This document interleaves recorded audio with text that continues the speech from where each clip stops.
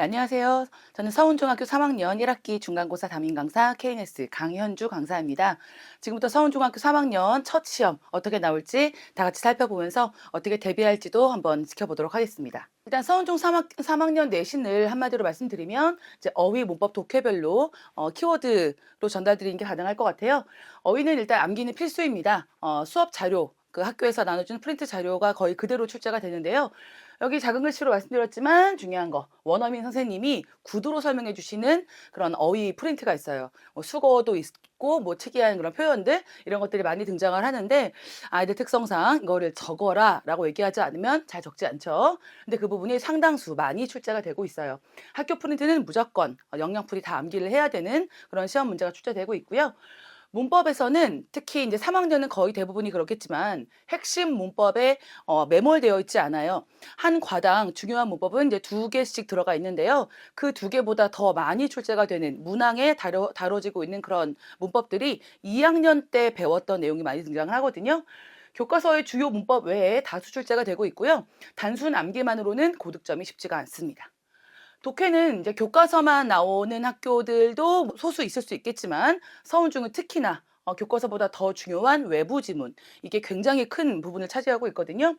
다양한 시험 유형으로 출제가 되고 있고요. 1차원적으로 그냥 교과서나 외부 지문을 암기한다 이런 부분으로는 시험 대비가 어렵습니다. 출제 경향을 좀 보여드릴게요. 이거는 작년 1학기 중간고사 딱 1년 전 저희 내신 분석지인데요. 여기 보시면 아시겠지만 학교 프린트, 외부 지문의 비중이 어마어마합니다. 외부 지문이 문법만 47%였고요.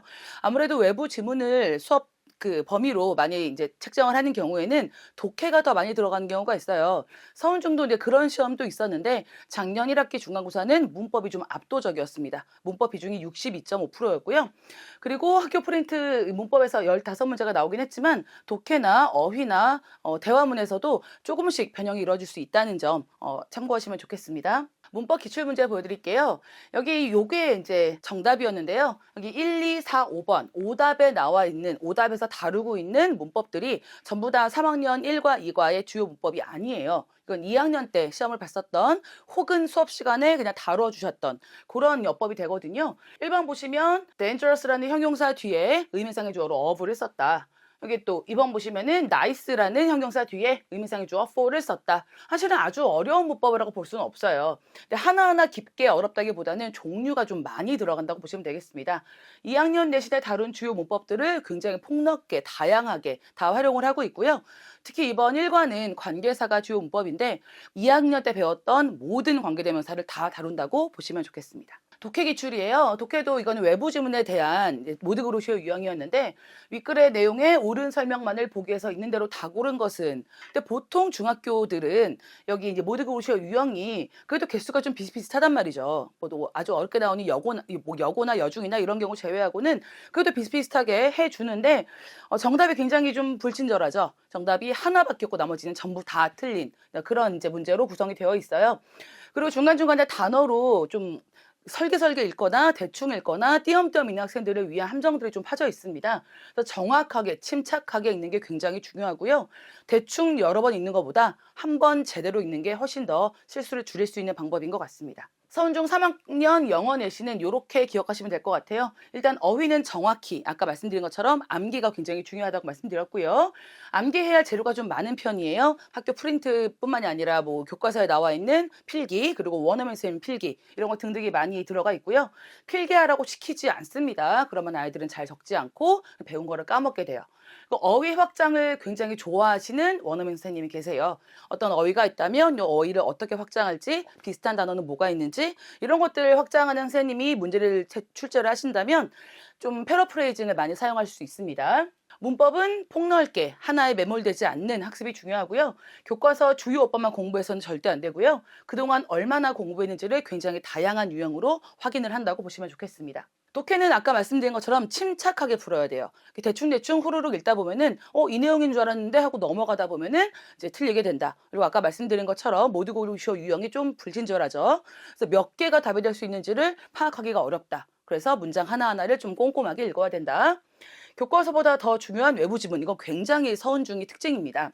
정확한 이해, 침착한 문제풀이, 그리고 넘겨짚지 않는 정답 접근. 이 부분이 서울중앙교 독해에서 굉장히 필수라고 보시면 되겠습니다. 저희 수업은 이렇게 진행할 거예요. 첫 번째 5시부터 5시 30분까지 리뷰 테스트를 진행을 하는데 이제 어휘 테스트도 포함이고요. 그때그때 이제 진도에 따라서 조금 더 문제가 길어지거나 짧아지거나 혹은 또 아이들에 맞는 문제가 뭐 개별적으로 주어지거나 이렇게 진행을 할 거고요.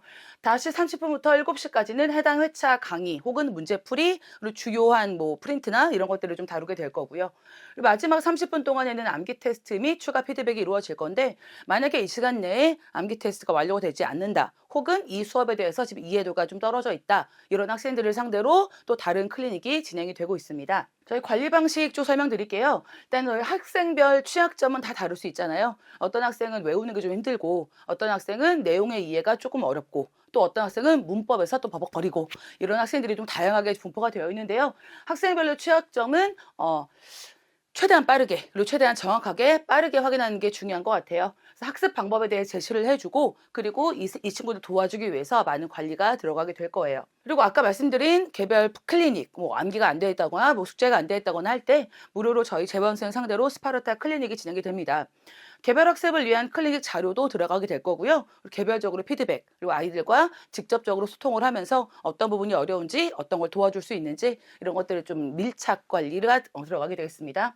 수업 결과 문자 매 시간 매 수업일마다 끝나고 나서 항상 수업 결과 문자를 발송해 드리는데요.